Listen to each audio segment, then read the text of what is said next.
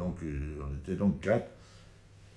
Et on avait 2 caméras, parce qu'au cas où, comme on était dans un pays où les liaisons étaient difficiles, on avait pris deux machines, de manière qu'on ne soit pas coincé par une panne, etc. C'est-à-dire, donc, comme c'était un truc qui était prévu pour quelques mois, on avait acheté une caméra. On n'avait pas acheté 2, de manière à ne pas avoir de problème au cas où on avait besoin de quelque chose que les joueurs nous disent, puisque vous avez acheté une caméra, vous n'aviez qu'à acheter le matériel qui vous manque. Donc on en avait une qui était louée et une qui était achetée, qui était à nous. Bon. Alors on avait pris comme matériel, comme on tournait muet, on avait comme matériel des caméflex. Alors on avait pour enregistrer du son, parce que quand même on avait à l'époque le premier Nagra qui était un Nagra qu'on remontait. Alors lui qui, par rapport au Scooby qu'on avait avant, c'était une petite boîte qui était grande comme ça, bon, où il y avait un moteur qu'on remontait qui était relativement bien régulé d'ailleurs, parce qu'il y avait une espèce de... La régulation était faite par Torrance, qui faisait un espèce de truc. D'ailleurs, je veux dire, à propos de son, je veux dire, ça fait partie des choses.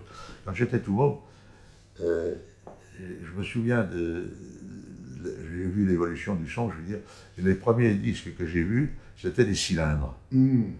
Et il y avait un truc, je me souviens, quand j'étais môme, il y avait un régulateur dessus qui était un régulateur à air. C'était un petit moulin qui tournait.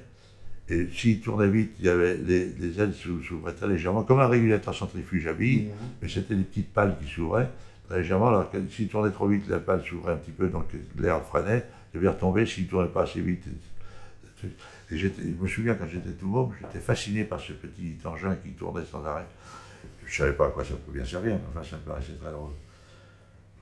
Et oui, tu voulais dire quelque chose? Non. Et sur ce film, justement, La Passe du Diable, tu étais tout seul à la caméra, tu n'avais même pas un assistant? Non, si, j'avais un assistant qui était un mec qui s'appelait Renaud Lambert, qui était un Suisse. Je ne sais pas pourquoi on avait pris ce gars-là. Moi, je ne connaissais personne, hein, je veux dire, donc j'arrivais de mon Asie, là.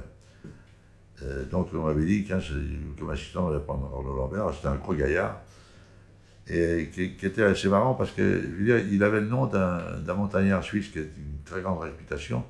Alors il s'est présenté dans plusieurs endroits, ce qui fait qu'on a eu gratuitement des valises, des tentes, des objets quelconques. Il avait même réussi à avoir des montres chez Omega. C'est un film qui a fait quelle durée, La Passe du Diable? C'est un film qui fait 1h30. 1h30, oui. Oui.